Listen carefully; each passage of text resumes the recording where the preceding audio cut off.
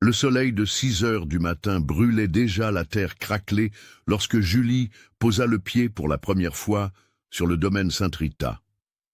La chaleur d'octobre dans la région Occitanie faisait trembler l'air au-dessus des champs de soja desséchés, et l'odeur de poussière mêlée au diesel imprégnait tout. Elle avait roulé 4 heures depuis Montauban, dans son pick-up Ford, robuste et rouge, la benne pleine d'outils qui teintait à chaque bosse du chemin de terre. Ce n'était pas un appel ordinaire. Le propriétaire du domaine, M. Marc Leblanc, avait téléphoné 3 fois en 2 jours. Sa voix au téléphone tremblait entre désespoir et honte. « Julie, je sais que vous êtes la meilleure. Je sais que tout le monde dit que les femmes n'y connaissent rien en machinerie lourde, mais je vous en supplie pour l'amour du ciel. Si cette irrigation ne repart pas, je perds tout, absolument tout. » Elle n'avait pas besoin qu'on la supplie. Elle connaissait le poids d'une récolte perdue. Elle avait grandi en voyant son père s'épuiser ainsi, hectare après hectare. Mais quelque chose dans le ton de M. Leblanc l'avait perturbée. Ce n'était pas seulement la peur de la perte financière, c'était une sorte de défaite plus ancienne, plus profonde. Le corps de ferme était une construction de plain-pied en briques apparentes, avec une véranda ombragée par des tilleuls. Il était là, un homme d'une 60aine d'années, chapeau de paille usé, chemise à carreaux, avec des auréoles de sueur sous les aisselles. À ses côtés, les bras croisés et l'expression fermée, le contremaître Sébastien. Elle avait déjà entendu parler de lui. « C'est vous la mécanicienne ?» demanda Sébastien avant même que M. Leblanc puisse parler.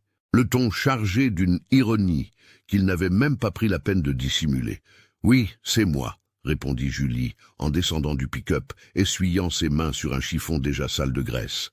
Elle avait appris tôt à ne pas réagir. Elle laissait son travail parler pour elle. « Marc, pour l'amour du ciel !» Sébastien se tourna vers son patron, l'ignorant complètement. « Nous avons déjà fait venir 3 techniciens ici.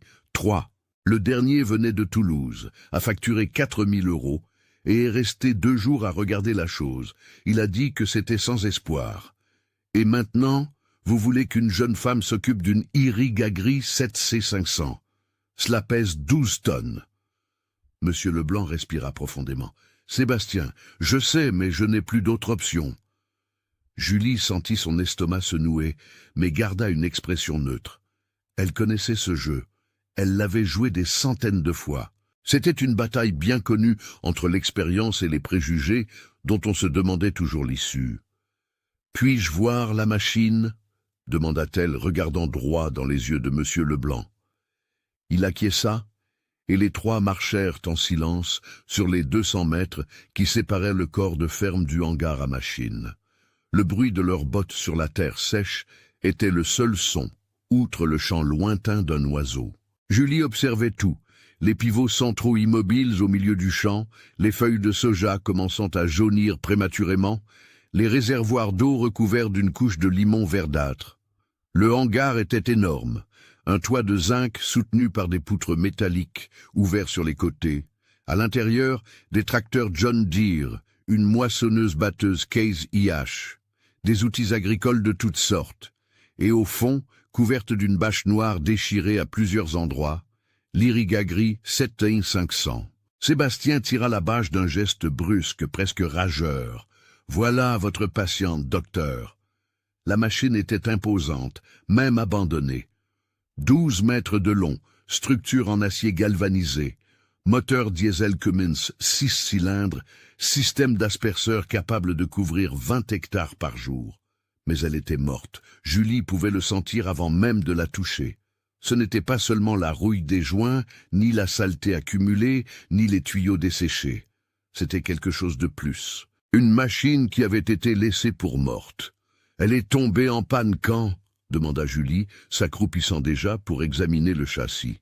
« Il y a 3 ans et demi, » répondit M. Leblanc, ôtant son chapeau et passant la main sur son front moite. Elle irriguait les lots 7, 8 et 9, 26 hectares. Quand elle a arrêté, on a essayé de la réparer, mais personne n'y est arrivé. Alors, on a acheté ces pivots-là. Il montra du doigt l'extérieur.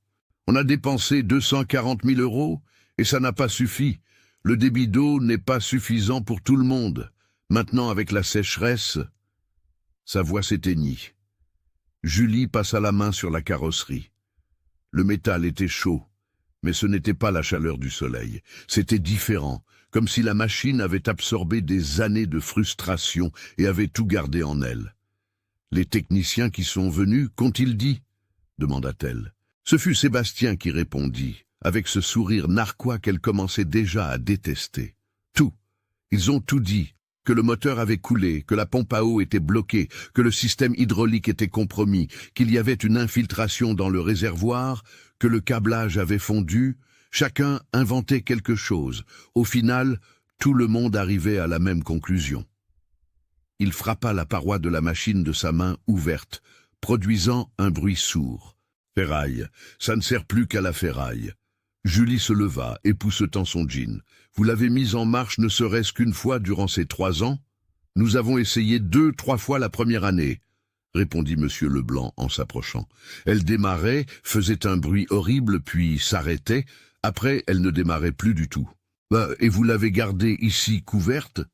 Je l'ai couverte moi-même, cracha Sébastien par terre, pour ne pas voir ce monument à notre perte tous les jours.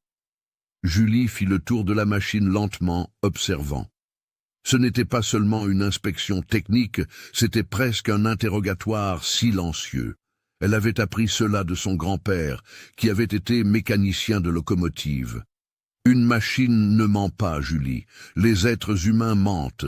Une machine dit toujours la vérité. Il faut juste savoir comment la questionner. Les asperceurs étaient bouchés par la terre et les débris végétaux, ce qui était normal après 3 ans d'arrêt. Les tuyaux présentaient des fissures superficielles, mais la structure interne semblait intacte. Le réservoir de gazole était vide, mais ne montrait aucun signe de corrosion interne lorsqu'elle frappa les côtés avec ses phalanges. Elle ouvrit le capot du moteur. Le Cummins la regardait comme une bête endormie. 6 cylindres en ligne, turbo-intercouleur, 400 chevaux de puissance quand il était neuf, maintenant couvert de vieille graisse, de poussière, de toile d'araignée. « Il y a une échelle ?» demanda-t-elle. Sébastien souffla, mais alla la chercher. Il revint avec une échelle en aluminium qu'il jeta au sol avec plus de force que nécessaire. Julie monta, ignorant son regard irrité, et se pencha sur le moteur. C'est là qu'elle vit. Ce n'était rien d'évident, rien que l'on verrait lors d'une inspection rapide, mais c'était là, clair comme de l'eau de roche pour qui savait où chercher. Le filtre à air n'était pas le filtre original. C'était un modèle générique moins cher d'une marque qu'elle reconnut immédiatement. Perform Plus, une de ces marques vendues chez les grossistes aux agriculteurs désireux d'économiser. Et il était mal installé à l'envers. L'entrée d'air, qui aurait dû aspirer l'oxygène pur vers le moteur, était tournée vers le bas, aspirant directement la terre. Et la sortie, qui aurait dû expulser l'air filtré, était tournée vers le haut, rejetant tout résidu de filtration qui aurait pu subsister. Julie sentit le sang lui monter à la tête. Ce n'était pas de la colère, c'était pire. C'était la confirmation d'un soupçon qu'elle ne savait même pas avoir. « Qui a changé le filtre à air de cette machine ?» demanda-t-elle. Sa voix était trop calme. Silence. J'ai demandé qui a changé le filtre à air. Monsieur Leblanc s'approcha. Je ne me souviens pas, Julie. Ça fait si longtemps. C'était avant qu'elle tombe en panne ou après? Après. On a fait appel à un technicien d'une petite ville près de la frontière espagnole. Il a dit que le filtre était sale, que ça allait abîmer le moteur. Il l'a changé sur le champ. Combien de temps après qu'elle soit tombée en panne? 3 mois, peut-être. Julie descendit de l'échelle, essuya de nouveau ses mains sur le chiffon, regarda Sébastien. Il avait une expression étrange sur le visage maintenant. Ce n'était plus de la moquerie, c'était quelque chose entre la curiosité et la défensive. « Ce filtre est installé à l'envers », dit-elle lentement, laissant chaque mot prendre son sens. Celui qui a fait ça n'était pas un mécanicien. Ou bien il l'était, et l'a fait exprès. La phrase resta suspendue dans l'air chaud du hangar. « Comment ça, à l'envers ?» Monsieur Leblanc s'approcha. Son entrée aspire l'air sale, sa sortie rejette l'air propre. Autrement dit, tout ce que le moteur respire, c'est de la poussière, de la terre, des débris. Il a dû fonctionner une dizaine de minutes ainsi avant de commencer à s'étouffer. Après un certain temps, la saleté a tout bouché. Il ne peut plus respirer. Sébastien laissa échapper un rire sec. « Oh, avec tout le respect que je vous dois, madame, mais c'est de la théorie. Le technicien de Toulouse a inspecté cette machine de fond en comble. Il n'aurait pas laissé passer une chose pareille. Il a regardé le filtre, il a tout regardé. Il a enlevé le filtre pour voir. » Silence à nouveau. Julie prit une clé à molette dans sa boîte à outils, remonta sur l'échelle et commença à desserrer les vis du filtre. Cela prit environ 5 minutes. Quand elle retira le filtre entier, la lumière du soleil traversa les côtés. Il était plein, complètement rempli d'une masse compacte de terre rouge, de feuilles sèches, de restes d'insectes, si plein que lorsqu'elle le retourna, presque rien ne tomba. Il était pétrifié à l'intérieur. « Mon Dieu !» murmura Monsieur Leblanc. Julie descendit, tenant le filtre comme une preuve devant un tribunal. Ça a tué le moteur petit à petit. Ce n'était pas une panne mécanique, c'était une asphyxie, comme priver quelqu'un d'air jusqu'à ce qu'il s'évanouisse. Sébastien recula d'un pas. Mais le technicien a dit que le moteur avait coulé. Il a menti ou il ne savait pas ce qu'il faisait, dit Julie en posant le filtre au sol, près des pieds de Monsieur Leblanc. Et je parie que si nous ouvrons ce moteur maintenant, nous le trouverons intact, parce qu'il n'a jamais eu la chance de couler. Il est mort de soif d'air. Le silence était maintenant différent, lourd, chargé. Monsieur Leblanc s'accroupit, prit le filtre à 2 mains, regarda cette masse de saleté comme si c'était du poison. 300 000 € de perte à cause d'un filtre, à cause de quelqu'un qui a installé un filtre de travers. À cause de quelqu'un qui a installé un filtre de travers, corrigea Julie d'une voix toujours calme, mais avec une nouvelle fermeté. Monsieur Leblanc, avez-vous le contact de ce technicien de la petite ville près de la frontière espagnole? Il secoua lentement la tête. Il a disparu. 6 mois après son passage ici, personne ne l'a plus retrouvé. On dit qu'il est parti en Espagne. Julie acquiesça. Bien sûr qu'il avait disparu. Et celui de Toulouse, celui qui a facturé 4 000 €, lui, il a toujours son bureau là-bas. Pourquoi? Elle ne répondit pas, se contentant de regarder la machine à nouveau. 12 tonnes de métal qui avaient été injustement condamnées. 12 tonnes qui pouvaient sauver ce domaine. 12 tonnes que quelqu'un avait sabotées délibérément ou non.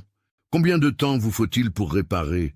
Demanda Monsieur Leblanc, et pour la première fois sa voix contenait de l'espoir. Julie calcula mentalement. Changer le filtre était facile, mais après 3 ans à respirer de la saleté, le moteur aurait besoin d'un nettoyage interne.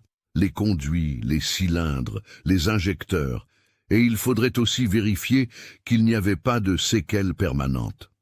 3 jours, dit-elle. Si les pièces sont disponibles ici, 5 si je dois les commander de Paris. Et combien cela coûte-t-il? Elle réfléchit.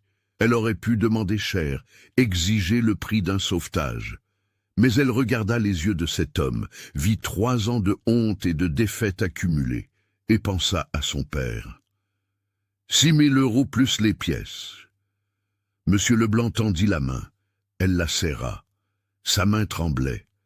« Vous pouvez commencer maintenant ?» demanda-t-il. « Je peux ?» Sébastien observait tout en silence, et pour la première fois depuis son arrivée, il ne dit rien. Il regardait simplement le filtre au sol, Julie, la machine, comme s'il recalculait quelque chose de très profond dans sa tête. Julie retourna à son pick-up, prit sa boîte à outils complète, et en passant devant Sébastien, il murmura si bas qu'elle l'entendit à peine. « Comment avez-vous su où chercher ?» Elle s'arrêta, le regarda. « Parce que j'écoute. Vous regardez une machine en panne et vous voyez un échec. Moi, je regarde et je vois ce qu'elle essaie de dire. » Sur ce, Elle retourna au hangar, alluma la radio du pick-up sur une station de musique populaire et commença à travailler. Ce qu'elle ne savait pas encore, c'est que ce filtre inversé n'était que la pointe de quelque chose de bien plus grand, quelque chose qui impliquait des mensonges, de l'argent sale et un réseau de sabotage qui s'étendait sur 3 départements. Mais elle ne le découvrirait que lorsqu'elle ouvrirait le moteur, et ce qu'elle y trouverait allait tout changer. L'odeur de kérosène et de WD-40 envahit le hangar dans les heures qui suivirent. Julie avait monté une sorte de base d'opération autour de l'Iriga gris. Des outils organisés en rangées sur une toile étalée au sol, des bidons de gazole neufs, des seaux d'eau savonneuse dégraissante et une puissante lampe torche LED fixée sur un trépied improvisé. Il était presque 11 heures du matin quand elle réussit enfin à ouvrir le capot complet et à exposer les entrailles du moteur Cummins. La chaleur à l'intérieur du hangar était suffocante, même avec les côtés ouverts. Monsieur Leblanc avait apporté un ventilateur industriel, mais tout ce qu'il faisait, c'était de pousser l'air chaud d'un côté à l'autre. Sébastien apparaissait de temps en temps, toujours avec une excuse quelconque. Il devait prendre un outil, vérifier les stocks, contrôler je ne sais quoi.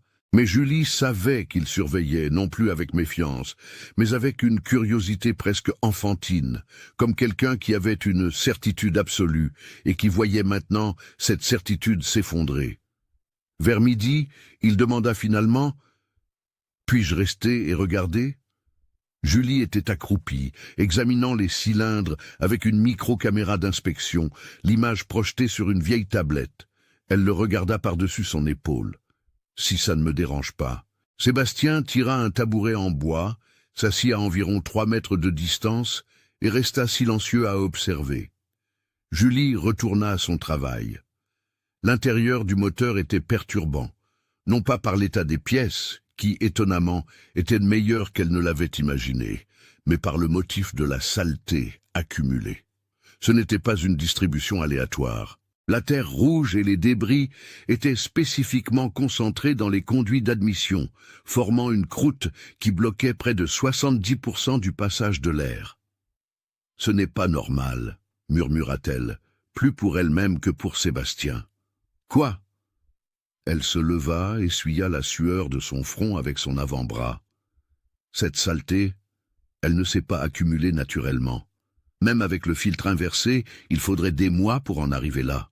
Or, Monsieur Leblanc a dit que la machine a cessé de fonctionner en quelques semaines. Sébastien se pencha en avant. Et qu'est-ce que ça signifie? Ça signifie que quelqu'un a pu forcer l'entrée de saleté exprès. La phrase plana dans l'air comme une fumée de cigarette. Vous êtes en train de dire que quelqu'un a saboté cette machine? Sa voix avait un mélange d'incrédulité et de colère. Je dis que c'est une possibilité. Julie prit un échantillon de la terre compactée avec une spatule, le plaça dans un sachet en plastique. Ce type de compactage n'arrive pas tout seul, pas comme ça. Sébastien se leva, marcha jusqu'à la machine, regarda à l'intérieur du moteur, comme s'il pouvait voir les réponses écrites dans le métal. Mais qui? Pourquoi quelqu'un voudrait faire ça? Julie ne répondit pas immédiatement. Elle réfléchissait, pensant au schéma, aux 3 récoltes perdues, aux 240 000 € dépensés pour des pivots qui n'avaient pas résolu le problème. « Monsieur Leblanc vous a raconté l'histoire complète ?» demanda-t-elle. « Quelle histoire? Comment cette machine a été achetée? Combien elle a coûté? Pourquoi avoir choisi ce modèle spécifique ?» Sébastien se gratta la nuque. « Je ne sais pas, ça doit faire 6 ou 7 ans. Je ne travaillais même pas encore ici, mais si je ne me trompe pas, c'était sur la recommandation de quelqu'un, un vendeur qui connaissait Marc. »« Recommandation de vendeur », répéta Julie, mâchant les mots. « Et après que celle-ci soit tombée en panne, qui a recommandé les pivots ?» Sébastien ouvrit la bouche pour répondre, mais s'arrêta. Son expression changea. « Merde, c'était le même vendeur. » Il secoua lentement la tête. « Non, ce n'était pas lui. C'était le technicien, celui de Toulouse. Après qu'il ait déclaré la machine irréparable, il a dit qu'il connaissait une bonne entreprise de pivots. Il a même fait le devis. » Julie sentit cette sensation familière dans son estomac. La sensation, quand on trouve le fil lâche, qui va défaire tout le pull. Il a touché une commission? Je ne sais pas. Je suppose que oui. C'est courant, non? Elle acquiesça. Très courant. Une commission de vente peut atteindre 15%. Sur 240 000 €, ça fait 36 000 €. Sébastien resta silencieux, assimilant l'information. Puis, ce fils de... Ce n'est encore qu'une théorie, rappela Julie, mais sa propre voix trahissait qu'elle n'y croyait pas. À ce moment-là, M. Leblanc apparut à l'entrée du hangar, accompagné d'une femme d'une 50aine d'années. Cheveux gris attachés en chignon, lunettes à monture épaisse. Elle portait un sac isotherme. « Julie, j'ai apporté le déjeuner. J'imaginais que vous ne vous arrêteriez pas. » M. Leblanc sourit pour la première fois depuis son arrivée. « C'est ma femme, Sylvie. » Sylvie s'approcha, lui tendit la main. Son étreinte était ferme, calleuse. « Mon mari ne cesse de parler de vous depuis 7 heures du matin. Il dit que vous avez trouvé un miracle. »« Ce n'est pas encore un miracle, » répondit Julie, mais elle accepta la gamelle que Sylvie lui offrait. Du riz, des haricots, un bon steak aux oignons et une salade composée. L'odeur lui fit réaliser qu'elle était affamée. « Mais j'y arrive. » Ils mangèrent ensemble, là, dans le hangar, assis sur des tabourets en bois et des caisses. Sylvie parlait du domaine, de leurs 3 enfants qui étaient partis vivre en ville. L'un était avocat à Bordeaux, une autre infirmière à Paris. Le plus jeune étudiait la médecine vétérinaire à Lyon. Aucun n'avait voulu rester à la campagne. « Cette récolte, disait Sylvie, regardant ses propres mains, c'est la dernière tentative. Si on la perd encore, on devra vendre. Marc ne le dit pas, mais je le sais, les banques n'attendront plus. » Julie regarda son assiette, ne sachant que dire. Elle connaissait des familles entières qui s'étaient ainsi disloquées. La terre était cruelle, généreuse et cruelle à la fois. L'irrigaterie va refonctionner, elle dit. Et ce n'était pas une promesse en l'air. C'était une conviction technique. Le moteur est intact, il a juste besoin d'un nettoyage en profondeur et d'ajustement. Demain matin, je la mettrai en marche. Sylvie lui tint la main par-dessus la gamelle. « Vous ne savez pas ce que cela signifie pour nous. » Après le déjeuner, Julie retourna au moteur avec une énergie renouvelée. Sébastien était resté, apparemment décidé à suivre tout le processus. Il aidait même, lui passant des outils, tenant des lampes, nettoyant des pièces quand elle le demandait. Vers 15 heures, alors que Julie était plongée jusqu'au coude dans la graisse, nettoyant des brosses à poils d'acier, Sébastien demanda « Comment avez-vous appris tout ça ?» Elle ne s'arrêta pas de travailler. Mon grand-père, il réparait des locomotives. Il disait qu'une machine, c'est comme tout, un cœur, des poumons, un système nerveux, seule la taille change. Et votre père aussi était mécanicien? Tracteur, moissonneuse. Il est mort quand j'avais 17 ans. Je suis désolé, ça fait longtemps. Elle plongea le piston dans un seau de kérosène, recommença à frotter. Il aurait aimé ça, sauver une machine que tout le monde avait abandonnée. Sébastien resta silencieux un moment. Puis, je vous ai mal jugé quand vous êtes arrivé, vraiment mal. Julie le regarda.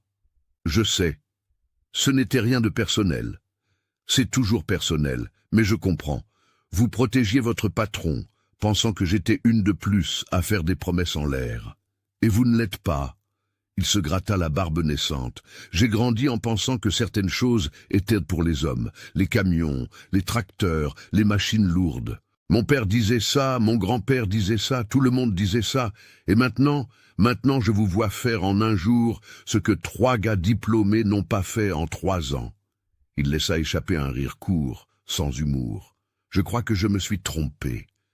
Julie ne répondit pas, continuant simplement son travail, mais quelque chose en elle se détendit, un nœud qu'elle ne savait même pas qu'elle serrait.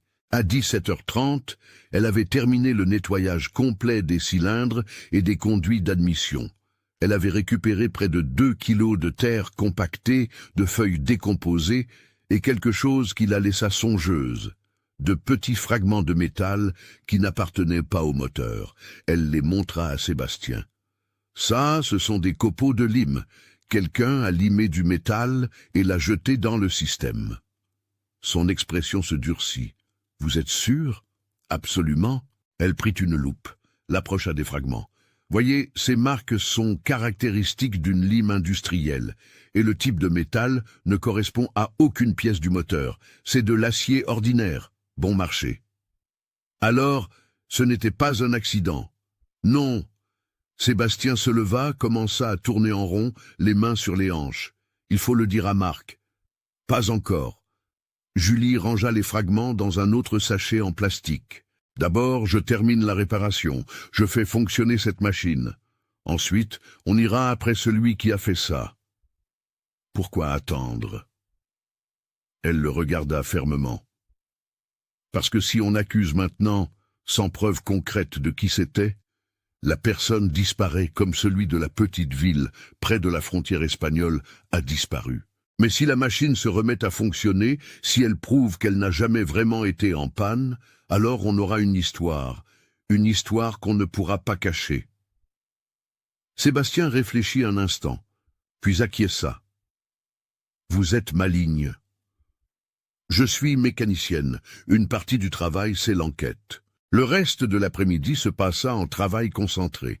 Julie installa un filtre neuf, un original qu'elle avait apporté de Montauban, prévoyant d'en avoir besoin, et commença à remonter le moteur pièce par pièce.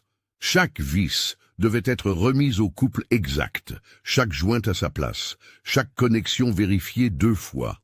Quand le soleil commença à se coucher, peignant le ciel d'orange et de rouge sur les champs secs, elle ferma enfin le capot. « Prête à tester ?» demanda Sébastien, une attente presque anxieuse dans la voix. « Demain matin, le moteur a besoin de se stabiliser. » Elle essuya ses mains sur un chiffon, regarda la machine, 12 tonnes de métal qui paraissaient maintenant moins mortes. « Mais elle va démarrer, j'en suis sûr. » Monsieur Leblanc apparut à l'entrée du hangar, apportant une bière fraîche. « Sylvie a envoyé ça, elle a dit que vous le méritiez. » Julie accepta, prit une longue gorgée. La bière était si froide qu'elle lui faisait mal aux dents, mais c'était la meilleure chose qu'elle ait ressentie de toute la journée. « Demain, on saura, » dit Monsieur Leblanc, regardant la machine comme on regarde un proche à l'hôpital. « Demain, on saura s'il y a encore un espoir. » Julie ne dit rien, but juste une autre gorgée, mais au fond d'elle, elle connaissait déjà la réponse. Il y avait un espoir. Il y en avait toujours eu, depuis le début. La machine n'avait jamais été le problème, les gens l'étaient. Et demain, quand ce moteur rugirait à nouveau, beaucoup de gens devraient répondre à des questions inconfortables. Mais avant cela, Julie gardait encore un secret, quelque chose qu'elle avait trouvé en nettoyant le dernier cylindre, quelque chose qu'elle n'avait même pas montré à Sébastien, une petite carte de visite humide et tachée d'huile, délibérément enfoncée dans l'un des conduits d'admission. Le nom dessus, Alain Dupont, consultant technique agricole, Toulouse. En dessous, écrit à la main au stylo bile bleu, Pivot Hydromac, 15% de commission garantie.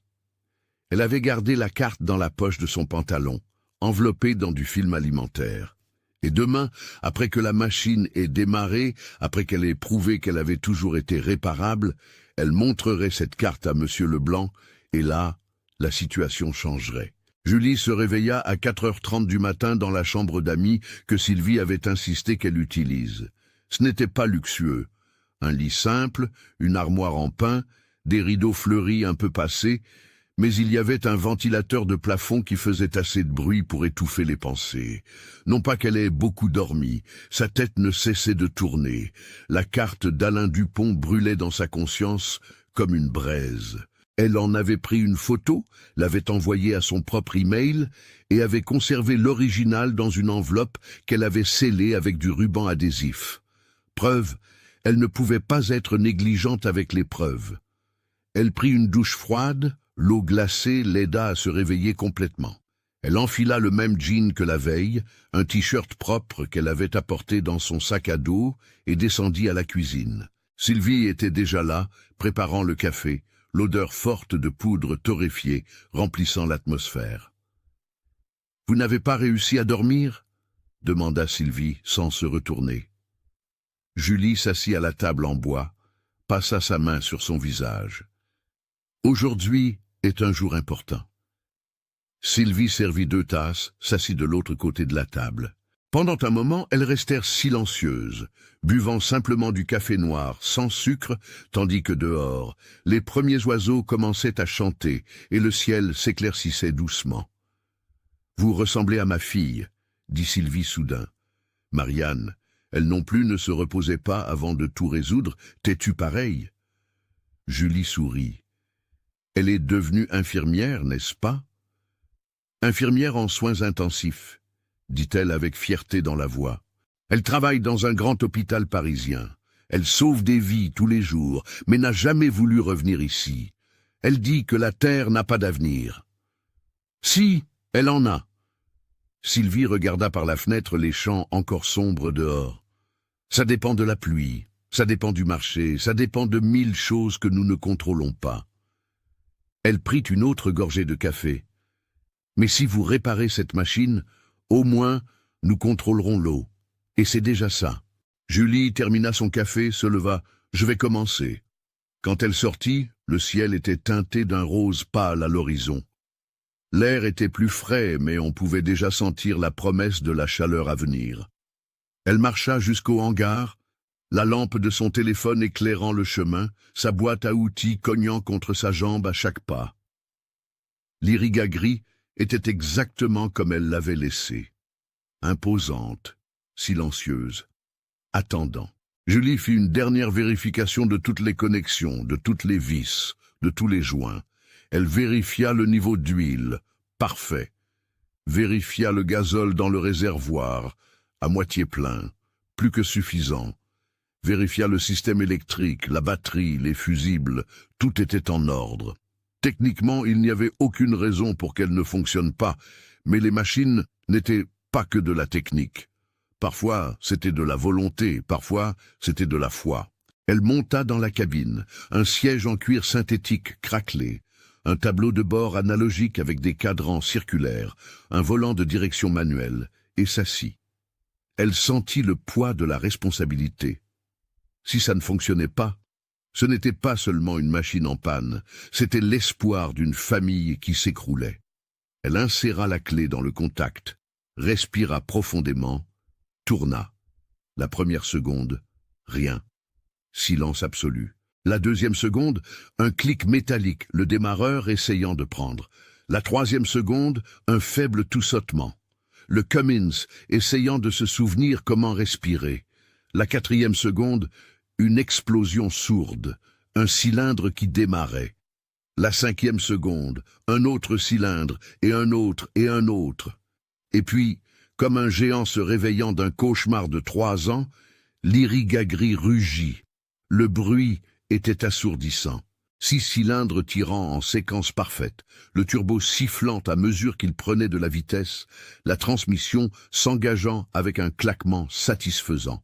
La cabine entière vibrait, le volant tressautait dans ses mains. Et, pour la première fois depuis longtemps, Julie sentit des larmes lui brûler les yeux. Elle ne les laissa pas couler, respira simplement profondément, ajusta la rotation pour que le moteur tourne au ralenti et descendit de la cabine. Dehors, M. Leblanc, Sylvie et Sébastien étaient figés à l'entrée du hangar, comme foudroyés. M. Leblanc avait les 2 mains sur la tête, la bouche ouverte. Sylvie se couvrait la bouche des 2 mains, des larmes coulant ouvertement. Sébastien secouait juste la tête, incrédule. « Elle fonctionne, Marc », murmura-t-il, comme s'il avait peur qu'une voix plus forte ne brise le sort. « Elle fonctionne, Sylvie, elle fonctionne !» Il courut vers Julie, l'embrassa si fort qu'il lui coupa le souffle. Sylvie le suivit, et soudain Julie se retrouva au milieu d'une accolade collective, sentant la gratitude de ces gens comme un courant électrique. Quand ils se séparèrent, M. Leblanc avait le visage rouge, les yeux embués. « Je n'y crois pas. 3 ans. 3 ans à penser que c'était une perte totale. »« Ça ne l'a jamais été, » dit Julie, essuyant la graisse de ses mains sur un chiffon. Le moteur était parfait, il avait juste besoin de respirer correctement. Sébastien s'approcha de la machine, toucha la paroi comme s'il s'agissait de quelque chose de sacré. « Et maintenant ? » « Elle est prête à irriguer. Je dois tester le système hydraulique, les pompes, les tuyaux, les asperceurs. Mais son cœur bat fort. Julie tapota le capot. On peut faire ça aujourd'hui même. Monsieur Leblanc passa la main sur son front. Combien je vous dois jusqu'à présent? On réglera à la fin. D'abord, je veux m'assurer qu'elle supporte le travail intense. Ils passèrent toute la matinée à tester chaque système. Julie alluma les pompes à eau. Elles démarrèrent à la deuxième tentative après 3 ans d'arrêt. Elle testa la pression hydraulique parfaite. Elle ouvrit les asperceurs. Certains étaient bouchés, mais rien que 20 minutes de nettoyage ne pussent résoudre. Vers 11 heures, elle sortit l'Irrigaggry du hangar pour la première fois en 3 ans. Le soleil frappait le métal, faisant briller la structure galvanisée. La machine avançait lentement, mais avec fermeté, les 12 tonnes roulant sur les chenilles de caoutchouc renforcées. Monsieur Leblanc avait mis en marche la pompe du réservoir principal. L'eau propre remplit les réservoirs de l'Irrigaggry, et quand Julie activa le système d'aspersion, quelque chose de presque magique se produisit. Des dizaines de jets d'eau jaillirent des asperceurs, créant un arc-en-ciel sous la lumière du soleil. L'eau tombait sur la terre sèche, avec un bruit doux, presque musical. Et en quelques minutes, l'odeur de terre mouillée envahit tout. Sylvie recommença à pleurer. Monsieur Leblanc resta simplement immobile, regardant cette pluie artificielle ramener la vie aux champs. Et Julie pouvait voir en lui des années de tension et de désespoir se dissiper. Mais elle ne pouvait pas encore se détendre, car une conversation difficile l'attendait. Après le déjeuner, un barbecue improvisé que Sébastien fit sur la véranda pour célébrer, Julie demanda à parler à Monsieur Leblanc en privé. Ils allèrent à son bureau, une petite pièce remplie d'archives, de calendriers agricoles au mur, une table en bois couverte de paperasses. « J'ai quelque chose à vous montrer, » dit-elle, sortant l'enveloppe scellée de son sac à dos. Monsieur Leblanc la prit, fronça les sourcils. « Qu'est-ce que c'est ?»« Ouvrez !» Il l'ouvrit, en sortit la carte de visite, la lut, la relut. Son expression changea lentement de la confusion à la compréhension et de la compréhension à la fureur. « Où avez-vous trouvé ça ?»« À l'intérieur du moteur, enfoncé dans un des conduits d'admission. » Julie s'assit sur la chaise, en face de la table. Quelqu'un l'a mise là exprès. Quelqu'un qui savait que si cette machine tombait en panne, cela rapporterait beaucoup d'argent avec de nouveaux pivots. Monsieur Leblanc s'assit lourdement, tenant toujours la carte. Dupont, Alain Dupont. Sa voix tremblait entre colère et douleur. Je lui ai fait confiance. Il est venu ici, a passé 2 jours à inspecter, m'a regardé dans les yeux et a dit qu'il n'y avait pas de réparation possible. Et j'ai cru. Il a menti. Et pire, il a saboté.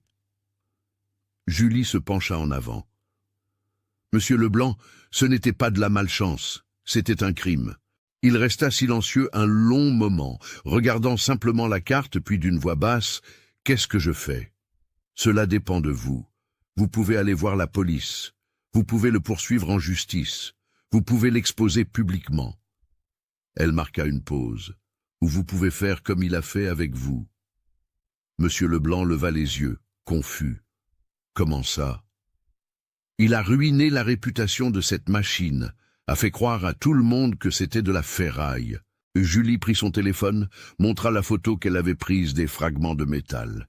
Nous pouvons faire la même chose avec lui, montrer aux autres agriculteurs de la région ce qu'il a fait, montrer la preuve, laisser sa réputation devenir de la ferraille. Il réfléchit, pensa beaucoup. Puis, non, je ne veux pas descendre à son niveau. Alors quoi ? Je veux la justice, la vraie justice. Il se leva, alla à la fenêtre, regarda les plantations dehors. Je vais appeler l'avocat. Je vais tout rassembler. Vos photos, la carte, les reçus des pivots, et je vais le poursuivre en justice. Non seulement pour dommages matériels, mais aussi pour dommages moraux. Parce que ce qu'il a fait, ça a presque détruit ma famille. Julie acquiesça. Puis-je témoigner ? J'ai toute la documentation. Il se retourna, lui tendit la main. Merci, non seulement d'avoir réparé la machine, mais de vous être soucié. Elle lui serra la main. Je me soucie toujours. Cet après-midi-là, tandis que Julie terminait les derniers réglages de l'Irrigagri, Monsieur Leblanc passa des heures au téléphone avec son avocat, la police, l'association des agriculteurs de la région. La nouvelle se répandit rapidement. Avant le coucher du soleil, 3 agriculteurs voisins étaient apparus au domaine Sainte-Rita, voulant voir la machine fonctionner de leurs propres yeux. L'un d'eux, un monsieur aux cheveux blancs nommé Dominique, raconta qu'il avait engagé Dupont l'année dernière. Il a dit que ma moissonneuse-batteuse avait le moteur grippé. Il m'a facturé 8 000 € pour la déclarer en perte totale à l'assurance. Ensuite, il m'en a recommandé une nouvelle. J'ai été indemnisé, j'ai acheté la nouvelle, mais ça m'a toujours semblé étrange. Dominique regarda l'Irrigagri fonctionner. La mienne aussi a-t-elle été sabotée? La question resta en suspens, et Julie réalisa que c'était plus grand qu'un agriculteur trompé. C'était un système organisé. « Dominique, dit-elle, si vous voulez, je peux jeter un œil à votre moissonneuse-batteuse, voir s'il y a quelque chose de suspect. » Ses yeux brillèrent. « Vous feriez ça ?»« Oui. » Dit. Et c'est ainsi que Julie passa d'une mécanicienne, réparant une machine, à une enquêtrice démantelant un réseau de corruption qui s'étendait sur 3 départements et impliquait des millions en fraude. Mais elle ne savait pas encore à quel point cela allait devenir dangereux, car Alain Dupont ne travaillait pas seul, et il n'allait pas laisser passer cela. Julie passa les 3 jours suivants à voyager entre les domaines. D'abord celui de Dominique, à 20 kilomètres de Sainte-Rita. Là, elle trouva la même signature, filtre à air inversé, fragments de métal dans les conduits, une carte de visite d'Hydromac dans le compartiment à outils. Dominique pleura quand elle lui montra les preuves, non de tristesse mais de rage. Ensuite, elle se rendit au domaine des frères Dubois à Auch, même histoire. Le technicien avait condamné un tracteur Valtra parfaitement fonctionnel, juste avec un système de refroidissement saboté, tuyaux percés exprès, liquide fuyant, moteur surchauffé au point de paraître tordu. Dans le 3e domaine, dans une ville près de la frontière espagnole, Julie trouva quelque chose de différent. Le propriétaire, Rémi Leclerc, avait une feuille de calcul Excel avec les noms des techniciens, des domaines, les valeurs des équipements condamnés et les valeurs des équipements neufs vendus. « Je suis comptable », expliqua Rémi, ouvrant le fichier sur son vieil ordinateur portable. « J'ai toujours trouvé étrange le nombre de machines qui tombaient en panne dans la région. J'ai commencé à noter 3 ans de données. » Julie regarda l'écran. Il y avait 17 domaines. 42 machines condamnées, près de 6 millions d'euros de pertes. « Mon Dieu !» murmura-t-elle. « Et ce n'est que ce que j'ai pu retracer ?» Rémi ajusta ses lunettes. « Il doit y en avoir beaucoup plus. Le schéma est toujours le même. La machine tombe en panne, le technicien la condamne, indique un pivot ou un nouvel équipement Hydromac. Dupont apparaît dans 70% des cas. Dans les autres, ce sont des techniciens différents, mais ils finissent toujours par indiquer Hydromac. « Vous avez déjà porté ça à la police ?»« Je l'ai fait il y a 8 mois, dit-il avec amertume dans la voix.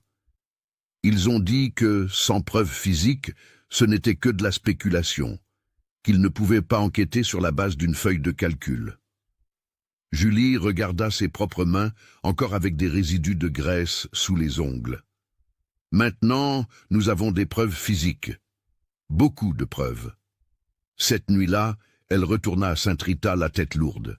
Elle avait appelé le commissariat de Montauban, fixé une réunion pour la semaine suivante. Elle avait envoyé toutes les photos, toutes les cartes, toutes les preuves à l'avocat de M. Leblanc. Elle avait fait ce qu'elle pouvait, mais quelque chose l'empêchait de se détendre. Il était presque 21 heures quand elle gara son pick-up devant le hangar. La lumière était allumée à l'intérieur, ce qui était étrange. Sébastien éteignait toujours tout avant de partir à 18 heures. Elle descendit, marcha jusqu'à là. La porte était entr'ouverte. « Sébastien » appela-t-elle. Silence. Elle poussa la porte. Le hangar était comme toujours. Outils organisés, l'Irigagri arrêté dans un coin, mais il y avait quelque chose de différent, une odeur, de l'essence. Son cœur s'emballa. Elle regarda autour d'elle, cherchant la source. C'est alors qu'elle vit une traînée mouillée sur le sol, partant de l'entrée et allant jusqu'à l'Irigagri. Quelqu'un avait déversé de l'essence sur le chemin. Merde! Elle courut jusqu'à la machine, contourna le dessous. Il y avait de l'essence partout. Dans la cabine, sur les tuyaux, dans le réservoir de gazole et sur le sol, près des chenilles. Une boîte d'allumettes. Elle n'était pas encore allumée. Julie prit son portable, composa le numéro de Monsieur Leblanc. « Allô, Monsieur Leblanc, quelqu'un a essayé d'incendier l'Irigagri. » Silence de l'autre côté. Puis, « Quoi ? De l'essence. Partout. Il y avait des allumettes préparées. Je suis arrivé avant qu'il n'allume. J'arrive tout de suite. » 5 minutes plus tard, tout le domaine était réveillé. Monsieur Leblanc, Sylvie, Sébastien, 2 employés qui vivaient dans les maisons annexes, tous regardant le hangar, les traces d'essence, ce qui avait failli arriver. « C'était Dupont, » dit Sébastien, la voix tremblante de rage. « Ce fils de... Il a su que vous aviez démasqué le système, il est venu se venger. » « On ne sait pas si c'était lui, » tempéra Julie, mais sa propre voix n'était pas convaincante. « Ah, qui d'autre ce serait ?» Monsieur Leblanc regarda autour de lui, comme si les responsables pouvaient encore être cachés dans l'ombre. Qui d'autre aurait un motif? Julie ne répondit pas. Elle réfléchissait, pensant vite. Si quelqu'un était venu jusque-là, avait risqué d'être attrapé juste pour détruire une machine, cela signifiait qu'elle avait touché un point sensible, un point important. « On a besoin de sécurité, » dit-elle. « Des caméras, des alarmes, quelqu'un pour monter la garde. Je reste, » s'offrit immédiatement Sébastien. « J'apporte le fusil de mon père. Si quelqu'un réapparaît, je m'en occupe. » « Non. » Julie secoua la tête. « Pas de violence. On appelle la police maintenant. » Et c'est ce qu'ils firent. 2 voitures de police arrivèrent une demi-heure plus tard. Les policiers prirent des photos, recueillirent des échantillons d'essence, posèrent des questions, promirent de renforcer les patrouilles dans la région, mais quand ils partirent, Julie savait que ce ne serait pas suffisant. Cette nuit-là, elle dormit littéralement dans le hangar. Elle prit un matelas de camping et l'étendit près de l'Irigagri, et y resta avec une clé à molette à côté et son téléphone portable à la main. À 3 heures du matin, elle entendit un bruit, des pas légers sur la terre à l'extérieur du hangar. Elle se leva lentement, prit la clé à molette, resta immobile. Les pas s'approchaient. Une ombre se projeta sur le mur. Julie respira profondément, se prépara. La silhouette entra dans le hangar. C'était une jeune femme d'une 20aine d'années, cheveux courts, vêtements sombres. Elle portait quelque chose dans les mains. Julie ne pouvait pas voir quoi. « Arrêtez !» dit Julie, fermement mais sans crier. La femme se figea, se retourna lentement. « Vous êtes Julie ?» demanda-t-elle d'une voix tremblante. « Qui veut savoir ?» La femme fit un pas en avant, et la faible lumière de la lune entrant par le toit révéla ce qu'elle portait, une grande enveloppe marron pleine. « Je m'appelle Delphine, je travaillais pour Hydromac au bureau. » Elle tendit l'enveloppe. « Ce sont des documents, des contrats, des feuilles de calcul de commission, tout ce dont vous avez besoin pour prouver le système. » Julie ne bougea pas. « Pourquoi me donnez-vous ça ?»« Parce que je n'en peux plus. » Sa voix se brisa. « Je pensais que c'était juste des affaires, des commissions normales, des ventes légales, mais quand j'ai vu ce qui se passait, les domaines ruinés, les familles qui souffraient, je n'ai plus pu. » Julie s'approcha, prit l'enveloppe. Elle était lourde, il y avait beaucoup de choses à l'intérieur. « Ils savent que vous êtes ici ? » ?»« Non, et ils ne doivent pas savoir. » Delphine regarda par-dessus son épaule, nerveuse. « S'ils découvrent que j'ai été la source, ils me tuent. Pas littéralement, mais ils détruisent ma vie, ma famille, tout. Vous devez témoigner à la police. » « Je sais. » Les larmes commençaient à couler. « Mais j'ai peur. » Julie posa sa main sur son épaule. « Je vous protège. Nous vous protégeons. mais vous devez être courageuse pour toutes ces familles qui ont été trompées. » Delphine essuya ses larmes, acquiesça. « D'accord, je le ferai. » Et c'est ainsi, en cette froide nuit d'octobre, que l'engrenage du système commença enfin à se briser pour de bon. Dans les jours suivants, tout s'accéléra. Delphine témoigna au commissariat avec un avocat fourni par Marc Leblanc lui-même. Les documents qu'elle avait apportés étaient dévastateurs. Faux contrats, rapports techniques falsifiés, feuilles de calcul montrant des commissions allant jusqu'à 25% et des emails entre Dupont et les propriétaires d'Hydromac, s'accordant sur les domaines à cibler. La police ouvrit une enquête formelle. Des mandats de perquisition et de saisie furent émis. Le bureau d'Hydromac à Toulouse fut scellé. Dupont fut convoqué pour témoigner et quand il apparut au commissariat, il ne vint pas seul. Il amena un avocat, bien sûr, mais aussi quelque chose que personne n'attendait, une proposition d'accord. Il confessa tout. En échange d'une délation compensée, il livra 5 autres techniciens impliqués, 2 directeurs des ventes d'Hydromac et la bombe finale, un inspecteur du ministère de l'Agriculture qui recevait des pots de vin pour approuver des rapports frauduleux. L'affaire éclata dans les médias régionaux, journaux, radios, même un reportage télévisé. Un réseau de sabotage de machines agricoles a brassé des millions dans le sud de la France. La manchette était partout et au centre de tout, sans l'avoir cherché, Julie devint un symbole, la mécanicienne qui avait fait tomber tout un système. Des agriculteurs l'appelaient, lui demandant d'inspecter leurs machines. Des universités voulaient qu'elle donne des conférences. Un magazine agricole demanda une interview. Elle refusa presque tout. Elle ne voulait pas la célébrité. Elle voulait la justice. Et la justice commençait lentement à se manifester. 3 mois plus tard, l'Irrigagri fonctionnait tous les jours. Les lots 7, 8 et 9 du domaine Saint-Rita étaient verts, vibrants, remplis de pieds de soja qui atteignaient la hauteur du genou de Julie. L'eau coulait par les asperceurs en arc parfait, et l'odeur de terre humide avait remplacé celle de terre desséchée. C'était le début de janvier. L'été explosait en chaleur suffocante, mais le domaine était vivant, plus vivant qu'il ne l'avait été depuis des années. Julie le visitait une fois par semaine, faisait de la maintenance préventive, ajustait les pressions, vérifiait l'usure. Monsieur Leblanc insistait pour la payer plus qu'elle ne demandait. Sylvie préparait toujours le déjeuner. Sébastien était devenu presque un assistant informel, apprenant tout ce qu'elle lui laissait, posant des questions, prenant des notes. Ce samedi-là, Julie arriva tôt le matin et trouva de l'animation au domaine. Des voitures garées devant la maison, des gens rassemblés sur la véranda. Elle reconnut quelques visages. Dominique, Rémi, les frères Dubois, d'autres agriculteurs qu'elle avait aidés. « Qu'est-ce qui se passe ?» demanda-t-elle en descendant du pick-up. Monsieur Leblanc vint à sa rencontre, un large sourire aux lèvres. « Surprise !» Il la guida jusqu'à la véranda. Là, une longue table était dressée, pleine de nourriture. Un barbecue, des plats campagnards, des salades, des desserts, et au centre, un gâteau. Un gâteau avec la photo de l'Irrigagri imprimée sur du papier comestible. « C'est l'anniversaire de quelqu'un » demanda Julie, confuse. « C'est un hommage » répondit Dominique en s'approchant. « Pour vous ?»« Ah, pour moi.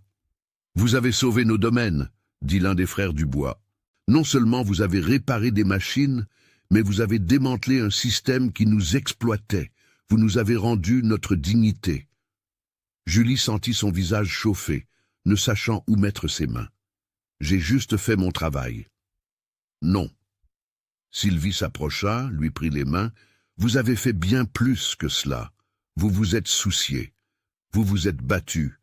Vous n'avez pas abandonné quand tout le monde avait abandonné. » Rémi se racla la gorge. L'Association des agriculteurs a tenu une réunion la semaine dernière. Nous avons décidé de créer un fonds d'intégrité technique pour engager des expertises indépendantes quand quelqu'un suspecte une fraude, et nous voulons que vous soyez l'experte principale. Julie resta silencieuse, assimilant. Je ne sais pas quoi dire. « Dites que vous acceptez, » demanda Monsieur Leblanc. Vous avez un don, et ce don peut encore sauver beaucoup de gens. Elle regarda autour d'elle tous ces visages, hommes et femmes qui avaient été trompés, volés, humiliés, et qui étaient maintenant debout à nouveau grâce à un filtre à air mal installé, grâce à une femme qui savait écouter ce qu'une machine tentait de dire. « J'accepte, dit-elle finalement, mais à une condition. Laquelle ? Qu'on forme davantage de personnes, des jeunes, et surtout des femmes, pour que cela ne dépende pas seulement de moi, pour que tout le monde sache identifier la fraude, pour que personne ne soit plus trompé ainsi. » Dominique acquiesça. C'est fait. Ils mangèrent, burent, racontèrent des histoires. Sébastien resta aux côtés de Julie la majeure partie du temps, posant des questions techniques, notant les réponses dans un carnet usé. « Vous prenez ça au sérieux, vraiment ?» commenta-t-elle. « Oui. » Il regarda Liri-Gagri au loin, travaillant inlassablement. « Vous m'avez montré que j'avais tort sur les femmes, sur les machines, sur tout. Je veux apprendre. Je veux être meilleur. » Julie sourit. « Vous le serez. » En fin d'après-midi, quand le soleil commença à descendre et teinta tout d'or, Julie s'éloigna de la fête. Elle marcha à travers les champs irrigués, sentant la terre moelleuse sous ses bottes, écoutant le bruit rythmique des asperceurs. Elle atteignit Liri-Gagri, toucha la paroi de la machine encore chaude de sa journée de travail. « Tu as bien fait, » murmura-t-elle. « Tu as survécu, tu t'es battu, et tu as prouvé que tu en valais la peine. » La machine ne répondit pas. Les machines ne répondent jamais. Mais Julie aurait juré qu'elle sentit une vibration différente sous la paume de sa main, quelque chose comme de la gratitude. Elle regarda l'horizon. La récolte allait être bonne cette année, peut-être la meilleure en 5 ans, non par miracle, mais par travail, par connaissance, par justice. Et tandis que le soleil se couchait sur les champs d'Occitanie, Julie sut qu'elle avait trouvé sa place dans le monde. Ce n'était pas seulement réparer des machines, c'était réparer des injustices, un rouage à la fois. 26 mois plus tard, Alain Dupont et 3 autres personnes impliquées furent condamnées à payer 8,7 millions d'euros en indemnités aux domaines lésés. Hydromac fit faillite. L'inspecteur corrompu perdit son poste et fut mis en examen.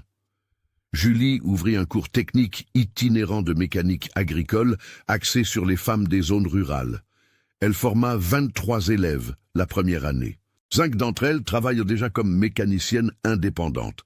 Liri-Gagri continue de fonctionner tous les jours sans défaillance.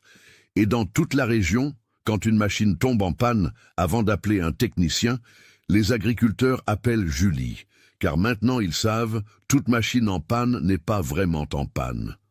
Parfois, elle a juste besoin de quelqu'un qui sache l'écouter.